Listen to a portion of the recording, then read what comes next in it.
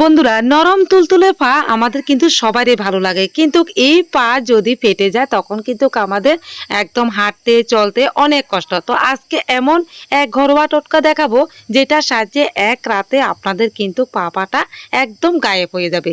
তো চলুন বন্ধুরা, সেটা হচ্ছে পেঁয়াজের সাথে লেবু মিশিয়ে আরও কিছু সামান্য জিনিস মিশিয়ে এমন এক টোটকা আপনাদেরকে দেখাবো যেটা সাহায্যে একদম পা ফাটা তো চলেই যাবে, চিরদিনের মতো চলে যাবে।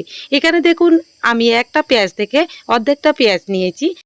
এই দেখুন, আমার কিন্তু একদম গ্রেট করা হয়ে গেছে পেঁয়াজটা। এবার এর সাথে মেশাবো লেবু। তো বন্ধুরা, লেবু কিন্তু আমাদের স্কিনের জন্য অনেক উপকার, তো এটা তো বলে শেষ করা যাবে না।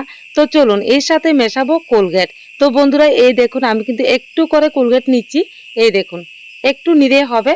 এবার পেঁয়াজ আর লেবুর সাথে ভালোভাবে এগুলিকে মিশিয়ে দেব। তো বন্ধুরা, পা ফাটা কিন্তু শীতের সময় সবারই মোটামুটি ফাটে। তো পা ফাটলে কিন্তু একদম হাঁটা চলাফেরা কিছুই ভালো লাগে না। এই দেখুন, এবার মিশিয়ে দিলাম এগুলির সাথে এক চিমটি হলুদ।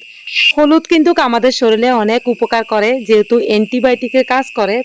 তো বন্ধুরা, এখানে শেষ হলো না, আরো কিছু কাজ বাকি আছে। এখানে দেখুন আমি কুসুম গরম জল নিয়েছি, আর এই গরম জলের সাথে দিয়ে দেব আমি এক প্যাকেট শ্যাম্পু, আর এর সাথে মিশিয়ে দেব আমি এক টুকরো লেবু।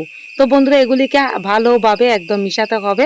হালকা কুসুম গরম জল নেবেন, তাহলে কিন্তু পায়ের জন্য খুবই ভালো। এই দেখুন, আমি পাটাকে কিন্তু ভিজিয়ে দিলাম। তো আমার কিন্তু পাটা নেই, কারণ আমি এভাবে সবসময় করে থাকি শীতের সময়, সেই জন্য। এই দেখুন, 2 থেকে 3 মিনিট এইভাবে ভিজিয়ে রেখে তারপর আমি কিন্তু এই যে লেবুর টুকরোটা সেটা দিয়ে একটু ঘষে নিলাম। তারপর একটা ব্রাশ নিলাম। তো বন্ধুরা, ব্রাশ দিয়ে এইভাবে পরিষ্কার করলে কিন্তু পায়ের যে ময়লাগুলি আটকে থাকে সেগুলি কিন্তু একদম বেরিয়ে আসবে। আমরা যদি পাগুলি ভালোভাবে পরিষ্কার না করি তাহলে কিন্তু আমি যে টুটকাটা বানিয়ে নিলাম সেটা কিন্তু একদম ভালোভাবে লাগবে না। এই দেখুন বন্ধুরা, কত সুন্দরভাবে পরিষ্কার হয়ে গেল পাটা। তো চলুন, আমি যেটা বানিয়ে রেখেছি সেটা এবার পায়ে লাগাবো। একদম ভালোভাবে পরিষ্কার করে পাটাকে মুছে তারপরে কিন্তু এই টোটকাটা লাগাতে হবে।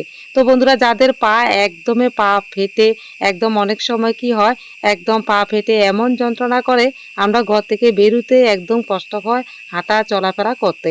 তো বন্ধুরা, এইভাবে লাগিয়ে কিন্তু আপনারা কিন্তু একদম রেখে দেবেন 10 থেকে 15 মিনিট। তারপর একদম ধুয়ে ঘরে যে কোনো গ্লিসারিন বা বেসিলিন একটু লাগিয়ে দেবেন। আর যদি কিছুই না থাকে একটু নারকেল তেল লাগিয়ে তারপরে মুজা পরে তারপরে ঘুমিয়ে যাবেন। তো বন্ধুরা, এই টোটকাটা কিন্তু খুবই উপকারী একটা টোটকা, আপনারা করে দেখুন, আপনাদের পাটা চিরতরে একদম গায়েব হয়ে যাবে, আর কোনো দিনও একদম পাটা হবে না।